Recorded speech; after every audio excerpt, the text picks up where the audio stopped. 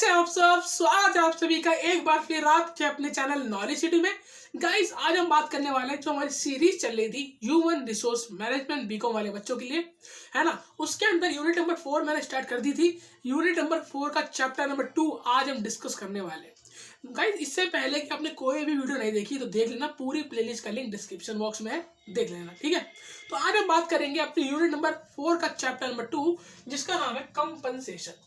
Guys बहुत ही interesting chapter है। अगर आप ध्यान से पूरी वीडियो एंड तक देखेंगे समझेंगे तो इस चैप्टर में कोई डाउट आपको बचेगा ही नहीं, ठीक है। शुरू करते हैं। कंपनसेशन ये आपके बीकॉम सेमेस्टर 3rd 5th और अभी आपकी न्यू एजुकेशन पॉलिसी आई है तो किसी भी सेमेस्टर में, और अगर आपके पास सब्जेक्ट है HRM ह्यूमन रिसोर्स मैनेजमेंट, तो आप बिल्कुल सही चैनल पे सही वीडियो पे आए हैं। ये वीडियो आपके लिए ही है, ठीक है। शुरू करते हैं। तो भाई कंपनसेशन क्या है, पहले एक ओवरव्यू समझ लेते हैं।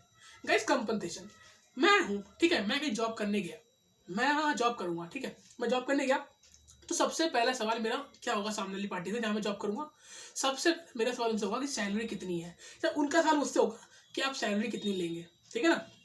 तो सैलरी बोल लीजिए, वेजेस बोल लीजिए, रेमुनरेशन बोल लीजिए, कंपनसेशन बोल लीजिए, चारों एक ही वर्ड है, ठीक है। सैलरी मतलब कि जो मैं अपना काम करूँगा, जो मैं सर्विस दूंगा सामने एम्प्लॉयर को, उसके बदले में जो एम्प्लॉयर है, जो मालिक है, वो मुझे कुछ पे करेगा। जो हमें पे करेगा उसी को हम सैलरी बोलते हैं, उसी को हम वेजेस बोलते हैं, उसी को हम रेमुनरेशन बोलते हैं, उसी को हम कंपनसेशन बोलते हैं।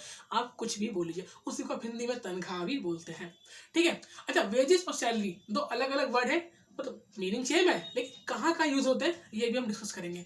तो गाइस दिल थाम के बैठ जाइए कॉपी पेन लेके, क्योंकि बहुत इंटरेस्टिंग चैप्टर है। शुरू करते हैं बिना किसी देरी के। देखिए compensation, employee compensation is a vital part of HRM. Wages and salaries and other forms of employee compensation constitute a very large component of operating cost. देखिए wages and salaries and other forms, देखिए भाई wages and salaries मैंने बताया आपको, compensation के अंदर आपका wages और सैलरी आता है, और employee compensation constitute a very large component of operating cost. कोई भी बिजनेस को चलाने में खर्चा आता है एक, उस खर्चे को बोलते हैं operating cost.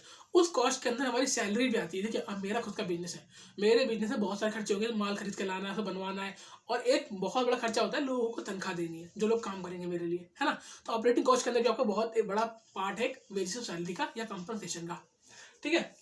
No organization can expect to attract and retain qualified and motivated, दो word, qualify and motivated employee unless it pay them fair compensation। कि कोई भी ऑर्गेनाइजेशन, कोई भी बिजनेस, कोई भी फर्म अच्छे से काम नहीं कर सकती, अच्छे से काम नहीं करवा सकती किसी भी एम्प्लॉय से, किसी भी वर्कर से, अगर वो उन्हें अच्छा कंपनसेशन नहीं देगी, अच्छी तनख्वाह नहीं देगी।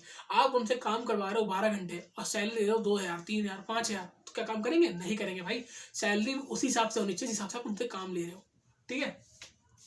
Compensation which include direct cash payment, indirect payment. Compensation के अंदर आपकी डायरेक्ट कैश पेमेंट भी आती है, इनडायरेक्ट पेमेंट भी आती है, in the form of employee benefit and incentives to motivate them to do work efficiently. कि भाई कैश पे, एक तो भाई कि आपने मेरे बदले में काम किया, ठीक है, आप आए, आपने मेरे कंपनी में काम किया, मेरी दुकान में काम किया, उसके बदले मैंने आपको डायरेक्ट पेमेंट दी, कैश दिया, ठीक है। एक इनडायरेक्ट पेमेंट, इनडायरेक्ट मतलब मैंने आपको कैश नहीं दिया, लेकिन कोई ऐसी चीज दे दी कैश के बराबर ही है। फॉर एग्जाम्पल आपने मेरी दुकान है मान लो फ्रिज कूलर की, अच्छा गड़ा इलेक्ट्रॉनिक्स, मेरी दुकान है गड़ा इलेक्ट्रॉनिक, मैं हूँ जेठालाल, ठीक है। आप बाघा, आप मेरी दुकान में आए, आपने काम किया, एंड में बाघा ने मांगी जेठालाल से सैलरी कि सेठ जी मेरी तनख्वाह। तो सेठ जी ने कहा अच्छा तनख्वाह लोगे, ऐसा करो वो नया फ्रिज आया ना, दिवाली आ रही है, लो नया फ्रिज ले जाओ। तो क्या हुआ, आपकी मान लो तनख्वाह दी 10,000 और फ्रिज में आपको मैंने 10,000 का दे दिया, तो क्या हुआ, भले ही मैंने आपको तनख्वाह नहीं दी, लेकिन तनख्वाह से मिलते चीज दे दी ना, उसे बोलते हैं इनडायरेक्ट पेमेंट, कि मैंने आपको इनडायरेक्ट पेमेंट दे दी। या फिर मैंने आपको कोई और क्या लिखा था, employee benefit and incentive to motivate, या मैंने कुछ और दे दिया, सैलरी तो दे दी, साथ में आपको बोनस दे दिया, एक्स्ट्रा पैसे दे दिए कि ला खर्चा कर ले, है ना। तो ये क्या, ये भी आपके लिए फायदा ही है। तो आपने मेरे बदले में काम किया, मैंने आपको पेमेंट की, इसी को बोलते हैं कंपनसेशन। आपको अगला पता है, compensation is affected by forces at diverse as labour market factors, collective bargaining, government legislation, top management philosophy. कि भाई कंपनसेशन होता है वो डिपेंड करता है 4-5 फैक्टर्स पे। सबसे पहला जो आपके लेबर की मार्केट फैक्टर्स है, कि लेबर क्या चाहती है। अब लेबर है, मेरा काम मान लो कंस्ट्रक्शन का है, मैं हूँ कॉन्ट्रैक्टर, मैं कॉन्ट्रैक्टर हूँ, बिल्डिंग का कॉन्ट्रैक्ट लेता हूँ, बिल्डिंग बनाने का, बनाऊंगा मैं थोड़ी, बनाएंगे तो लेबर, और लेबर को मैं पे करूंगा, ठीक है।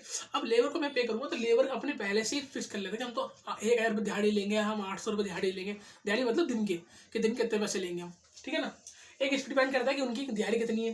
दूसरा बार्गेनिंग, कि हमने आपस में बार्गेनिंग कर ली कि वो बोले 1000 रुपये, मैं कह 1000 तो नहीं दे पाऊंगा, 800 दे दूंगा, तो आपस में बार्गेनिंग कर ली। दूसरा गवर्नमेंट लेजिस्लेशन, गवर्नमेंट ने क्या रखा कि एक दिन में आपको इतनी दिहाड़ी तो देनी ही देनी है, अब जितनी गवर्नमेंट ने बोली उतनी देनी ही पड़ेगी, है ना। अगला टॉप मैनेजमेंट फिलॉसफी, और मेरी कंपनी है, ठीक है, मैं कंपनी में काम करता हूँ, सैलरी कौन डिसाइड करेगा? टॉप मैनेजमेंट, कि कौन सी पोस्ट वाले को कितनी सैलरी देनी है। तो गाइस ये मैंने आपको ओवरव्यू दिया कंपनसेशन का। आई होप इतना आपको समझ में आ गया होगा कंपनसेशन क्या होता है। कंपनसेशन मतलब मैंने काम किया, मुझे बदले में पैसा मिला, वही है मेरा कंपनसेशन। ठीक है, आगे बढ़ते हैं, देखते हैं अपना अगला टॉपिक क्या है।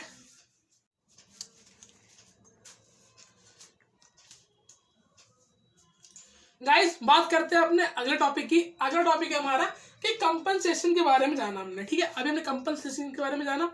अब कंपनसेशन के टाइप्स कितने होते हैं? तो गाइस दो टाइप्स के कंपनसेशन होते हैं। पहला होता है आपका बेस और प्राइमरी कंपनसेशन, और दूसरा होता है आपका सप्लीमेंट्री। समझ में आ रहा होगा, एक होगा बेस और एक होगा सप्लीमेंट्री। देखते हैं बेस कंपनसेशन क्या होता है। बेसिक पे इन the form of wages and salary. WS का मतलब है वेजेस एंड सैलरी, कि एक बेसिक पे, कि जितनी सैलरी तो आपको मिलनी ही मिलनी है। फॉर एग्जाम्पल आप कहीं काम कर रहे हैं और वहां आपकी सैलरी है 10,000, तो 10,000 तो आपके फिक्स है, ये आपकी हो गई बेसिक सैलरी, कितना आपको मिलना ही मिलना है, ठीक है।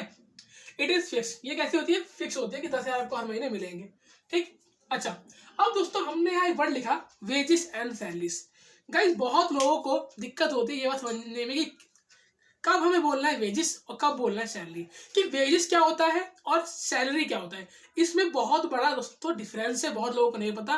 वेजेस और सैलरी बोल तो देते हैं, लेकिन इसमें डिफरेंस क्या है, तो आज मैं आपको इसका डिफरेंस समझाता हूँ। देखिए wages, it is used to denote remuneration to workers doing manual और फिजिकल वर्क। कि भाई वेजेस का मतलब है कि जो पैसा हम वर्कर्स को देते हैं, जो मैनुअल और फिजिकल वर्क करते हैं, शारीरिक रूप से जो काम करते हैं, उनको जो पैसा दिया जाता है उसको ही हम बोलते हैं वेजेस। जैसे कि आपके मजदूर हो गए, ठीक है ना, जो आपके घर बनाते हैं, मिस्त्री, दिहाड़ी मजदूर हो गए, इनको जो पैसा मिलता है उसको आप सैलरी नहीं बोलोगे, उसको आप बोलोगे वेजेस, ठीक है ना। दिहाड़ी एक तरफ दिहाड़ी बोल सकते हो, है ना। Wages are given to unskilled worker. Wages जो दिया जाता है आपको अनस्किल्ड वर्कर्स को दिया जाता है, ठीक है।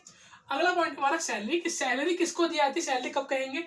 It is used to denote compensation to office employees, कि जो ऑफिस एम्प्लॉइज है, जो व्हाइट कॉलर एम्प्लॉइज है, उनको जो पैसा दिया जाता है, रेम्युनरेशन दिया जाता है, उसको हम बोलते हैं सैलरी। तो समझ में आ गया, सिंपल रखो। जो ऑफिस वालों को मिलती है उसे बोलते हैं सैलरी, जो आपको मजदूरों को मिलती है, वर्कर्स को मिलती है, उनको बोलते हैं वेजेस, ठीक है। हाँ, तो सप्लीमेंट्री पे आ गए, तो आपको यहाँ पे बेसिक समझ में आ गया कि इतना आपको मिलना ही मिलना है। अच्छा, सप्लीमेंट्री मतलब extra. It consist of incentive and variable payment based on either individual output और आउटपुट ऑफ द ग्रुप और होल। कि सप्लीमेंट्री का मतलब होता है एक्स्ट्रा, कि एक इंडिविजुअल है, उसकी फिक्स सैलरी 10,000 रुपये, बेसिक पे 10,000 है, लेकिन उसने इस महीने बहुत अच्छा काम किया, अपने टारगेट टाइम से पहले अचीव कर दिया और एक्स्ट्रा काम भी कर लिया, तो मालिक खुश हो गया, बॉस खुश हो गए कि वाह कितना अच्छा काम किया। तो बॉस है, तुम्हारी सैलरी 10,000 है ना, 10,000 तो तुम ले जाओ, तुम 5,000 मेरी तरफ से और ले जाओ एक्स्ट्रा। तो गाइस यहाँ पे जो टोटल पैसे उसे मिले वो उसे मिले 15,000, जिसमें 10,000 उसके बेसिक पे है और 5,000 उसके सप्लीमेंट्री, कि उसे एक्स्ट्रा मिले 5,000, है ना। इट इन्वॉल्व फ्रिंज बेनिफिट, और ऐसे बेनिफिट्स को हम क्या बोलते हैं? Fringe benefits. देखिए such as housing, subsidised food, medical aid. जैसे कि बहुत सारी कंपनी में क्या होता है कि आप जॉब करोगे ना तो आपको फ्रिंज बेनिफिट्स मिलते हैं। जैसे कि आप सुनो को पीएफ मिल रहा है, क्या आपकी सैलरी में से हर महीने कुछ पैसा कटेगा, पीएफ जिसे बोलते हैं प्रोविडेंट फंड। आपको मेडिकल की फैसिलिटी मिलेगी, कि आपकी हेल्थ खराब होगी तो आपको कंपनी इंश्योरेंस कराएगी, ठीक है। बहुत जगह आपको कैब की फैसिलिटी मिलती है, बहुत जगह आपको फूड की मिलती है, बहुत जगह आपको रहने के लिए क्वार्टर्स मिलते हैं ना। तो ये सारे बेनिफिट क्या है? ये सारे फ्रिंज बेनिफिट है। इसका बहुत अच्छा एग्जांपल लिख के दिखाऊं आपको, तो आर्मी के अंदर जो किसी व्यक्ति की जॉब लगती है आर्मी के अंदर, इंडियन आर्मी में, तो वहाँ बहुत सारे फ्रिंज बेनिफिट मिलते हैं। आपकी एक सैलरी आ रही वो तो आएगी, उसके बाद आपको रहने के लिए क्वार्टर्स मिलेगा, आपका खाना पीना सब फ्री होगा, मतलब जो भी है आर्मी की तरफ से मिलेगा आपको, है ना। तो वो सारा है आपका फ्रिंज बेनिफिट। मेडिकल एड हो गया। अच्छा, अब इससे बेनिफिट क्या होता है, हम क्यों करवाते हैं फ्रिंज बेनिफिट? इससे कंपनी को क्या बेनिफिट होता है? Attract and maintain efficient human resource. इससे कंपनी अट्रैक्ट कर सकती है अच्छा ह्यूमन रिसोर्स, बोले लोगों को मालूम चलेगा कि इस कंपनी में सैलरी तो मिलती है, साथ में अलग बेनिफिट मिलते हैं, तो लोग उस कंपनी में आएंगे काम करने के लिए, है ना। और अगला पॉइंट देखें तो मोटिवेट द ह्यूमन रिसोर्स, और इससे कंपनी क्या करती है, अपने एम्प्लॉय को मोटिवेट कर सकती है कि भाई अच्छा काम करोगे, सैलरी तो मिलेगी आपको, ये एक्स्ट्रा पैसा भी आपको मिलेगा, तो इससे क्या होगा, एम्प्लॉय मोटिवेट होगा और अच्छे से काम करेगा। ठीक है, तो ये हमने बात कर ली कंपनसेशन के टाइप्स के बारे में। अब बात करते हैं अपने अगले टॉपिक के बारे में। गाइस बात करते हैं अगले टॉपिक की, जो कि है हमारा types of supplementary compensation. Supplementary compensation का मतलब होता है एक्स्ट्रा बेनिफिट या फिर फ्रिंज बेनिफिट्स। तो इसके टाइप्स क्या क्या होते हैं, देखिए, payment for time not work, कि जिस दिन आप छुट्टी पे थे, घर पे रिलैक्स कर रहे थे, घूमने गए थे फैमिली के साथ, उस दिन की सैलरी भी आपको मिल रही है। सबसे ज्यादा बेनिफिट कहाँ मिलता है, ये वाला बेनिफिट गवर्नमेंट जॉब्स में। गवर्नमेंट जॉब में छुट्टी पे हो फिर भी सैलरी आ रही है ना। हजार्ड प्रोटेक्शन, कोई काम करते हो दुर्घटना हो गई, उसके बदले में आपको कंपनसेट किया जाएगा, उसके बदले में पैसा मिलेगा। अगला एम्प्लॉय सर्विस, आपने बहुत अच्छी सर्विस की, उसके बदले में आपको एक्स्ट्रा पैसा मिल रहा है। एग्जाम्पल दिया था ना कि आपने इस महीने अपना टारगेट अच्छा अचीव किया तो आपको बहुत एक्स्ट्रा पैसे दे रहे हैं, है ना। अगला लीगल पेमेंट, वही आपको प्रोविडेंट फंड मिलेगा, ग्रेचुइटी मिलेगी, अलग अलग जो मिलता है ना अलाउंसेस, वो सब मिलेगा। अगला प्रीक्विसाइड ऑफ पर्क्स, प्रीक्विसाइड ऑफ पर्क क्या होता है, देखिए, प्रीक्विसाइड ऑफ पर्क भी एक तरह का आपको सप्लीमेंट्री कंपनसेशन ही है, जो अभी हाल फिलहाल में ऐड हुआ है। इसके अंदर आपको home security, company apartment, club membership और सबसे इंपॉर्टेंट पैटर्निटी लीव, कि जब आप मान लीजिए मेल है, ठीक है, आपका भी एक न्यू बॉर्न बेबी हुआ है, ठीक है, तो उसके लिए भी आपको एक्स्ट्रा छुट्टी मिलेगी अपने बेबी की देखभाल करने के लिए, या अगर आप मदर है वो प्रेग्नेंट है तो उसमें उन्हें पैटर्निटी लीव मिलती है बेबी की केयर करने के लिए, है ना। अगला, और इस लीव के पैसे भी मिलेंगे, इसके छुट्टी के पैसे नहीं कटेंगे, पैसे मिलेंगे।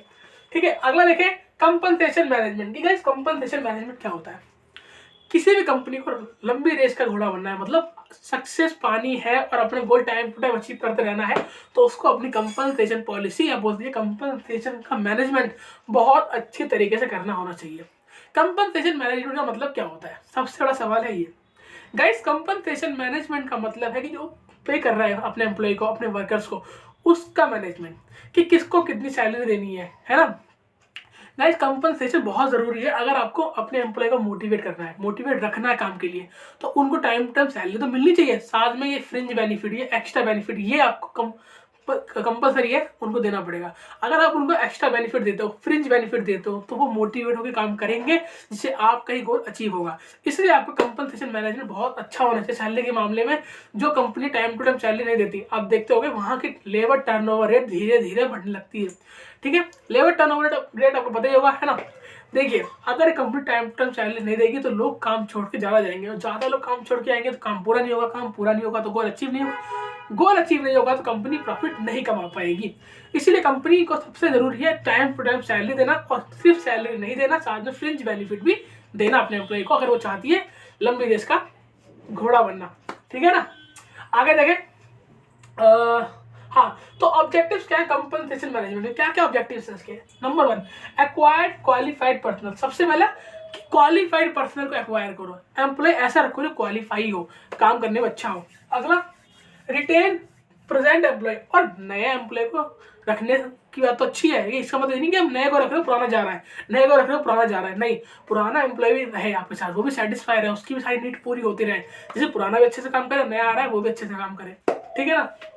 अगला, एंश्योर इक्विटी, और इक्विटी होनी चाहिए, इक्विटी मतलब कि टाइम टू टाइम को पैसा मिलना चाहिए। अगला, रिवॉर्ड डिजायर बिहेवियर, और जो अच्छा काम कर रहा है उसको रिवॉर्ड भी मिलना चाहिए, नहीं कि अच्छा काम कर रहा है उसे इग्नोर करो, नहीं, उसे रिवॉर्ड दो, उसे एक्स्ट्रा पैसा दो। अगला, कंट्रोल कॉस्ट, और कॉस्ट को कंट्रोल में रखो, खर्च कंट्रोल में रखो। अगला, कंप्लाई विद लीगल रेगुलेशन, और लीगल रेगुलेशन के साथ चलो, कानून के साथ चलो। अगला, फैसिलिटेट अंडरस्टैंडिंग, और अंडरस्टैंडिंग को फैसिलिटेट रखो कि लोगों से आपकी कम्युनिकेशन अच्छा हो, आपके एम्प्लॉय से आपकी बातचीत सही रहे।